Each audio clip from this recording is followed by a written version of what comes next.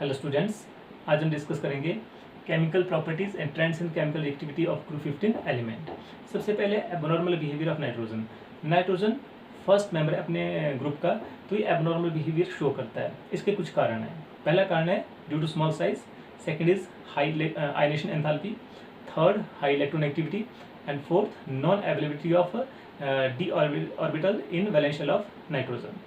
तो abnormal behaviour show करने की वजह से नाइट्रोजन की केमिकल प्रॉपर्टीज चेंज हो जाती है। जैसे नाइट्रोजन की रिएक्टिविटी बहुत ही कम है। Due to small size and high electronegativity of nitrogen, nitrogen can form p pi bond but rest of the family member does not form p pi bond.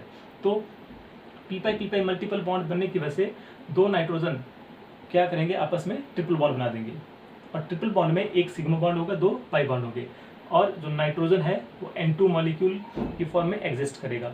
N2 molecule का molecular mass बहुत ही कम है, तो ये गैसीय state में exist करेगा। और जो ट्रिपल बॉन्ड है ये बहुत ही स्ट्रॉन्ग है, मल्टीप्लिसिटी बढ़ती है तो स्ट्रेंथ इंक्रीज करती है बॉन्ड की, तो ये बहुत ही स्ट्रॉन्ग है, इसको ब्रेक करना डिफिकल्ट है, इसलिए नाइट्रोजन की रिएक्टिविटी कम हो जाती है।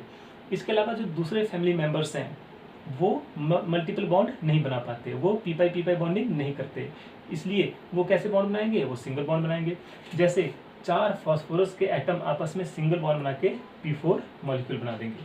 अब इस P4 मॉलिक्यूल में जो बॉन्ड लेंथ है वो 221 पिकोमीटर है और P के बीच में बॉन्ड एंगल कितना है, 60 डिग्री, बहुत ही कम बॉन्ड एंगल है, 60 डिग्री का है। और फास्फोरस 3 फॉर्म में एग्जिस्ट करता है, white, red and black.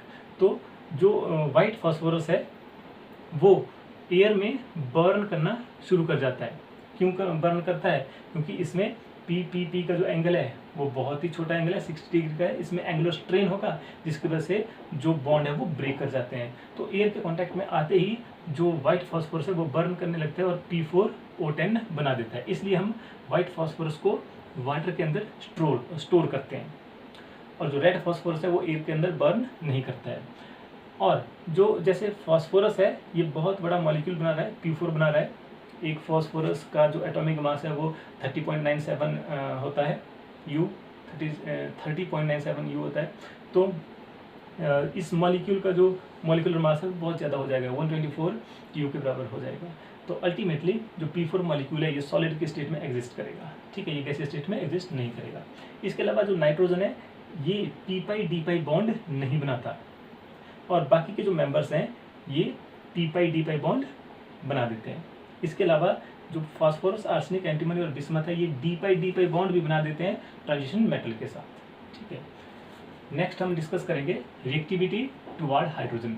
Group 15 के जो एलिमेंट्स हैं ये हाइड्रोजन के साथ रिएक्ट करते हैं और हाइड्राइड बनाते हैं, ठीक है। और हाइड्राइड EH3 फार्मूला का जनरली हाइड्राइड बनाते हैं। जैसे अमोनिया NH3 बनेगा, फास्फोरस ES3 बनाएगा फॉस्फीन, आर्सेनिक ASH3 आर्सिन बनाएगा, एंटीमनी SbS3 स्टीबिन बनाएगा और बिस्मथ BaS3 बिस्मथीन बनाएगा। इसके अलावा जो नाइट्रोजन है ये N2H4 बनाता है, हाइड्रोजन, फास्फोरस P2H4 बनाता है, डाइफॉस्फीन, और नाइट्रोजन एक स्पेशल हाइड्राइड भी बनाता है NHN3, इसको हम बोलते हैं हाइड्रोजोइक एसिड या हाइड्रोजन एजाइड। हमारा अगला टॉपिक है प्रिपरेशन ऑफ दीज हाइड्राइड्स। पहला method by hydrolysis of binary metal hydride.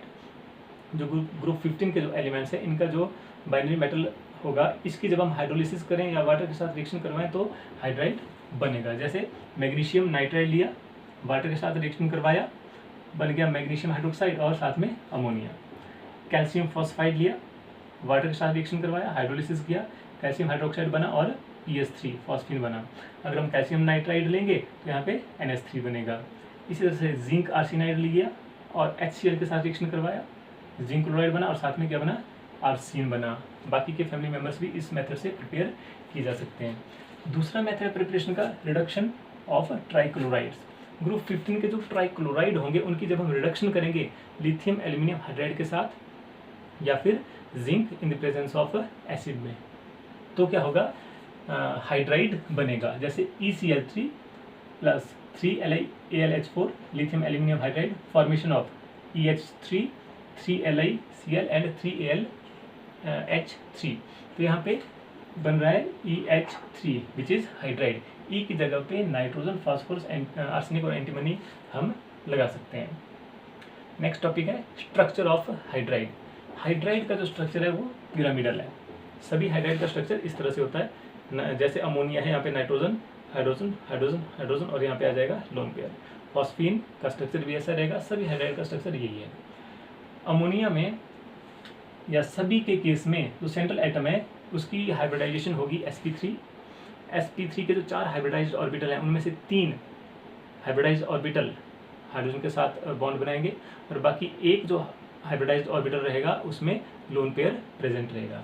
Interesting बात यह है कि जैसे हम डाउन द ग्रुप आते हैं तो जो हाइड्राइड बने उनका जो बॉन्ड एंगल है वो डिक्रीज करता है। अमोनिया का बॉन्ड एंगल सबसे ज़्यादा है 107.5 डिग्री, फॉस्फीन में बॉन्ड एंगल कम हो गया 93.6 और बिस्मिथीन में सबसे कम है।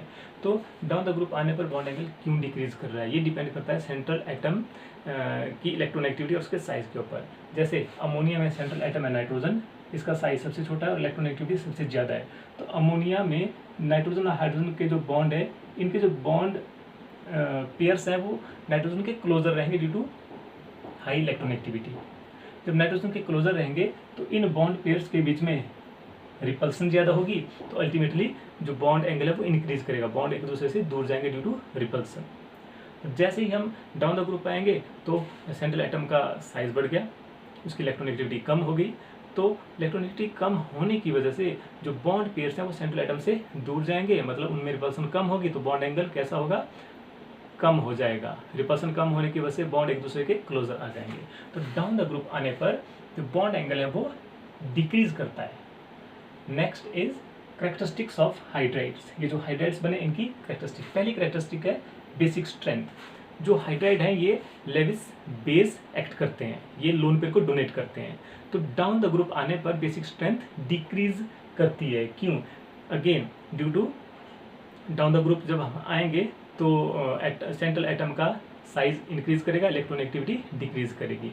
तो जैसे हम अमोनिया में देखें, अमोनिया में नाइट्रोजन के पास जो लोन पेयर है वो एक छोटे रीजन में कंसंट्रेटेड है, इसलिए उन लोन पेयर को इजीली डोनेट किया जा सकता है, ये स्ट्रॉन्ग बेस एक्ट करेगा।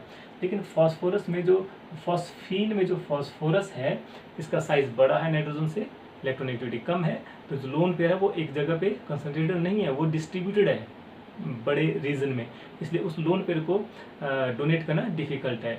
इसलिए डाउन द ग्रुप जब आएंगे तो बेसिक स्ट्रेंथ डिक्रीज करेगी। दूसरी कैरेक्टरिस्टिक्स है chemical thermal stability. Thermal stability depend करती है सेंट्रल एटम और हाइड्रोजन के बॉन्ड की स्ट्रेंथ पर। जैसे NH3 में नाइट्रोजन का साइज स्मॉल और ये स्मॉल साइज्ड हाइड्रोजन के साथ बॉन्ड बनाएगा तो इफेक्टिव ओवरलैप होगा, बॉन्ड स्ट्रॉन्ग बनेगा। अमोनिया में नाइट्रोजन और हाइड्रोजन का बॉन्ड स्ट्रॉन्ग होगा। लेकिन जैसे हम फॉस्फीन पे आ गए, सेंट्रल एटम फॉस्फोरस का साइज बढ़ गया, तो ये क्या करेगा, हाइड्रोजन के साथ इफेक्टिव ओवरलैप नहीं कर पाएगा, इसलिए फॉस्फोरस और हाइड्रोजन के बीच का जो बॉन्ड है वो वीक रहेगा। अल्टीमेटली बिस्मथिन में सबसे वीक बॉन्ड होगा बिस्मथ और हाइड्रोजन के बीच में, और इस बॉन्ड को इजीली ब्रेक किया जा सकता है, इसलिए thermal stability down the group decrease करेगी। Next characteristic is reducing character. Reducing character thermal characteristic के अपोजिट चलता है। Thermal characteristic thermal stability decrease करी तो रिड्यूसिंग करैक्टर इंक्रीज करेगा, इसलिए down the group reducing character increase करता है। Next property is boiling point. Ammonia का बॉइलिंग पॉइंट फॉस्फीन से ज़्यादा है, और फिर फॉस्फीन से जब हम डाउन द ग्रुप आएंगे तो बॉइलिंग पॉइंट इंक्रीज करेगा। तो अमोनिया का बॉइलिंग पॉइंट फॉस्फीन से ज़्यादा क्यों है? इसका कारण बहुत सिंपल सा है, क्योंकि अमोनिया में जो नाइट्रोजन है वो दूसरे मॉलिक्यूल के हाइड्रोजन के साथ हाइड्रोजन बॉन्ड बना रहा है। सिंपली अमोनिया में बहुत ज़्यादा हाइड्रोजन बॉन्ड बनेंगे, जिसकी वजह से बॉइलिंग पॉइंट इंक्रीज कर जाता है अमोनिया का एज कम्पेयर टू फॉस्फीन। और फॉस्फीन में हाइड्रोजन बॉन्ड नहीं बनता, क्योंकि जो सेंट्रल एटम है फॉस्फोरस उसकी इलेक्ट्रोनेगेटिविटी बहुत कम है, साइज ज़्यादा है, इसलिए वो हाइड्रोजन बॉन्ड नहीं बना पाता। तो अब फॉस्फीन से नीचे बॉइलिंग पॉइंट क्यों इंक्रीज कर रहा है? क्योंकि फॉस्फीन से नीचे जो मॉलिक्यूल्स हैं उनमें जो फोर्स ऑफ अट्रैक्शन है वो van der Waals force of attraction है, जो डिपेंड करती है मॉलिक्यूलर साइज पे। डाउन द ग्रुप एटम का साइज बढ़ा तो मॉलिक्यूलर का साइज भी बढ़ेगा, ultimately van der Waals force of attraction increase करेगी। इसलिए फॉस्फीन से नीचे जब हम चलेंगे तो बॉइलिंग पॉइंट इंक्रीज करेगा। लेकिन अमोनिया का बॉइलिंग पॉइंट फॉस्फीन से ज़्यादा है, इसका कारण है formation of hydrogen bonding in ammonia. Last property है सॉल्युबिलिटी। अमोनिया वाटर के साथ भी हाइड्रोजन बॉन्ड बना देता है, इसलिए वाटर में सॉल्युबल हो जाता है। लेकिन फॉस्फीन और बाकी के जो मेंबर्स हैं, बाकी के जो हाइड्रेट्स होंगे, वो वाटर के साथ हाइड्रोजन बॉन्डिंग नहीं बना सकते, इसलिए वो वाटर में इनसॉल्युबल रहते हैं। तो हम बोल सकते हैं कि अमोनिया वाटर में सॉल्युबल है और बाकी के जो हाइड्रेट्स हैं वाटर में इनसॉल्युबल रहेंगे। बहुत ही इंपॉर्टेंट टॉपिक है ये। यहाँ से रीजनिंग क्वेश्चन बहुत ज़्यादा पूछे जाते हैं, तो अच्छे से अंडरस्टैंड करना है। ठीक है, थैंक यू।